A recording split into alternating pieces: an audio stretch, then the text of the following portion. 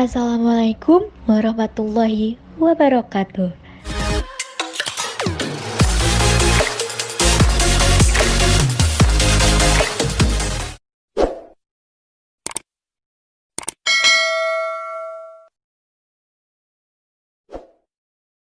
Halo teman-teman, perkenalkan, nama saya Windy Aryadi dari Universitas Islam Negeri Sumatera Utara, Fakultas Tarbiyah dan Keguruan, jurusan Pendidikan Bahasa Inggris.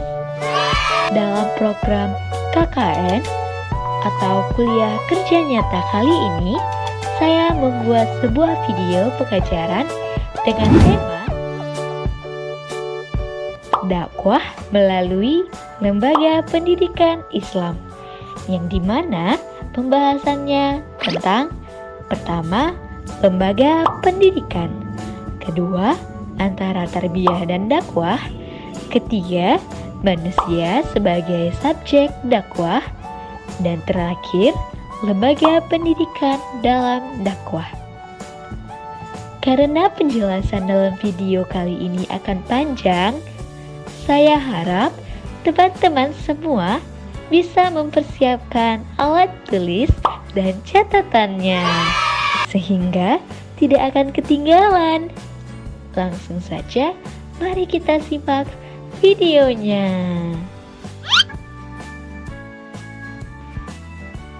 Yang pertama, lembaga pendidikan.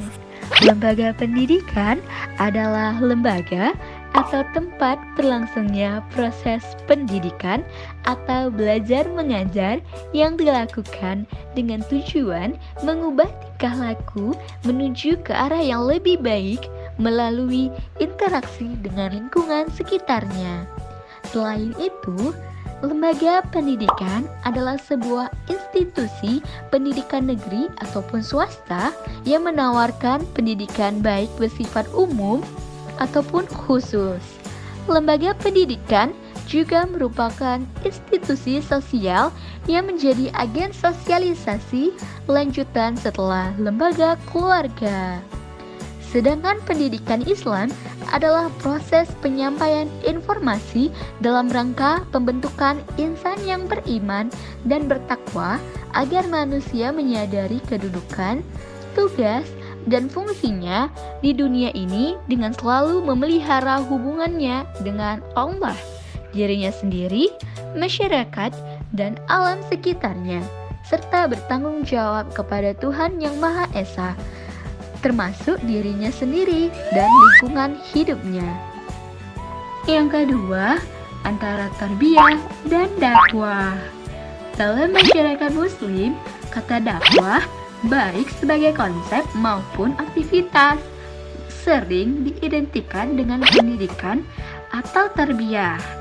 Dengan alasan di dalam dakwah ada unsur pendidikan dan di dalam pendidikan ada unsur dakwah. Apalagi dalam praktiknya kedua aktivitas itu memang tidak mengenal usia.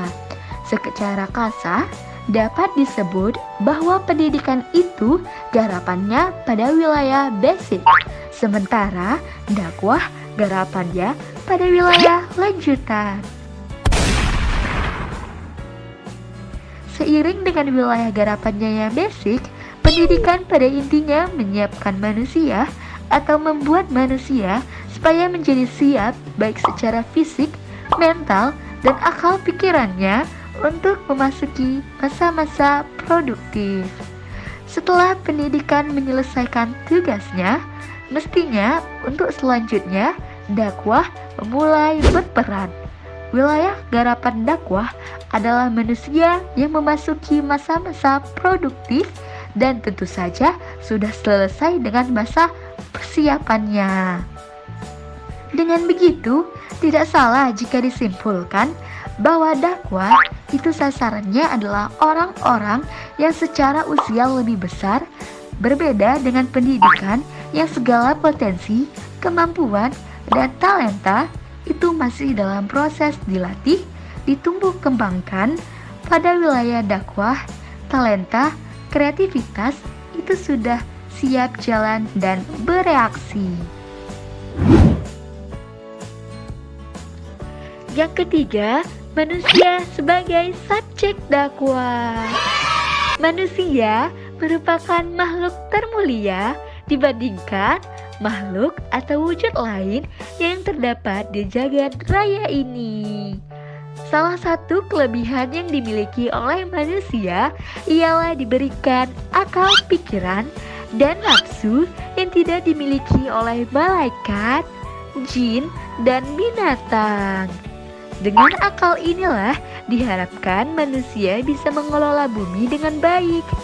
Untuk melakukan tugas berat tersebut, maka manusia membutuhkan ilmu pengetahuan. Hal inilah yang menyebabkan manusia menjadi subjek pendidikan atau makhluk yang membutuhkan pendidikan. Sebagai makhluk pengemban amanat Allah, manusia akan dimintai pertanggungjawaban atas amanat itu oleh Allah yang memberi amanat kepadanya. Dari sini dapat dirumuskan bahwa manusia pada hakikatnya adalah makhluk pengemban amanat yang bertanggung jawab sesuai dengan rambu-rambu yang telah digariskan.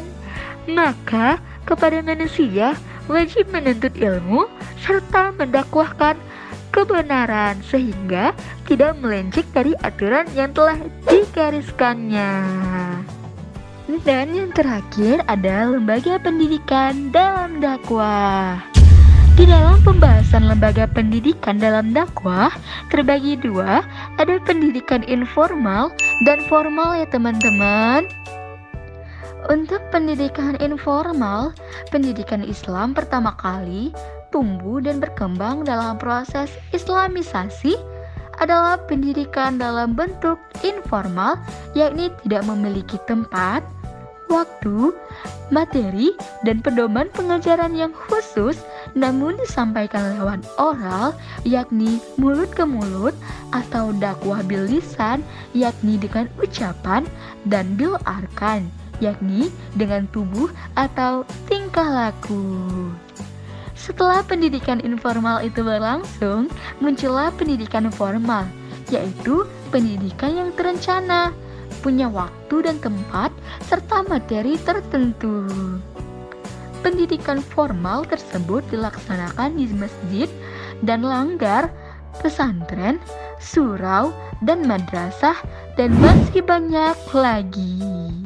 Jadi, kesimpulan dalam materi ini ialah sebagai makhluk kehormatan dan mempunyai kelebihan atas makhluk lainnya, manusia dipersiapkan untuk mengemban atau mendakwahkan amanah Tuhan, yaitu memakmurkan kehidupan di bumi. Untuk memakmurkan kehidupan di bumi harus dengan pengetahuan yang diperoleh dengan proses pengajaran, yaitu pendidikan. Maka kepada manusia wajib menuntut ilmu agar dalam menjalani kehidupan di bumi sesuai pedoman dan petunjuk Allah. Jangan membuat cara hidup sendiri yang bertentangan dengan petunjuk Allah. Beribadah sesuai dengan petunjuk Allah, berakhlak sesuai dengan petunjuk Allah. Teman-teman sekalian, semoga video dan materi yang saya berikan dapat bermanfaat bagi teman-teman sekalian. Terima kasih telah menonton video saya. Dan wassalamualaikum warahmatullahi wabarakatuh.